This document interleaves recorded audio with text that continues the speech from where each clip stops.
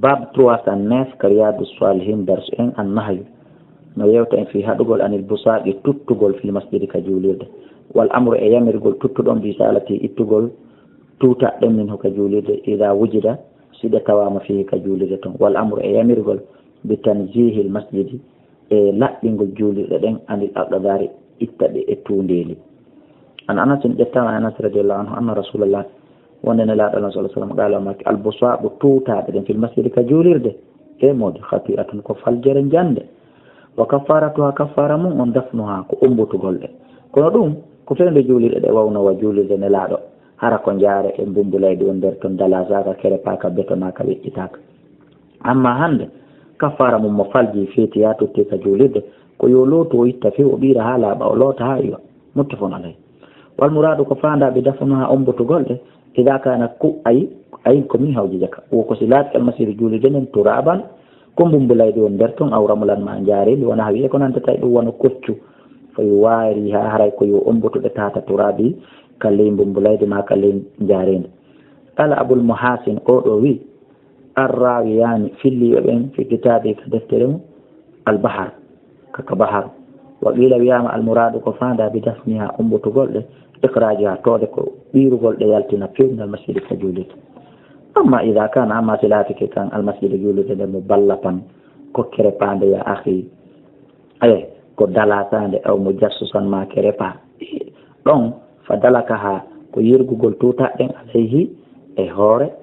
juulirde nden mbima daasihi sabu ittugol tuni nin to fuu aw bi gayri ma koyna ɗum kama yafaluhu wono gollirta ɗum kasirun ko ɗuuɗi minal juhali immorde yimɓe majjuɓe falaysa dalika ɗum ɗo wonali daasugol ɗe ɗon yirguidira haray ɗum ɗo wonali bi dafni ittugol ɗen tutaɗe bal kono ziyadatu ko ɓeydugol fil khati'ati e faljere nde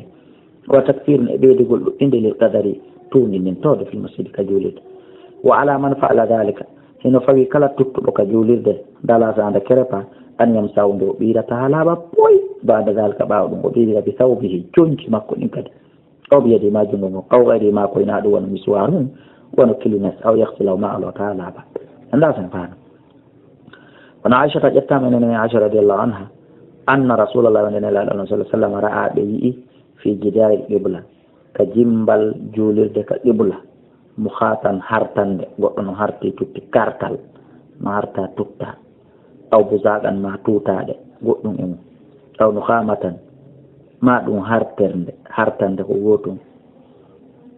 fa hakkahu ɓe heefi ɗum ɓe itti ko andi ngol en ɗum ɗon hana ɗon muttafaqun alayh on anas radiallahu anhu anna rasulallah wonde nelaɗo allah sallah sallam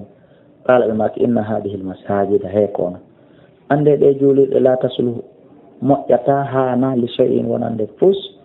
min hada bawli immorde o bawle wala qadari wona tuundi ɗum fo sellata e ɗe juulirɗe durma tuuta bawle mburdi ƴiƴam fopp gasata innama hi ande ɗe juulirɗe li dhicrillahi taala ko fi jantegol inde allah ɗe mahira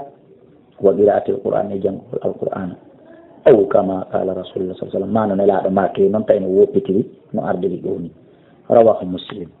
wallahu a'la wa a'lamu.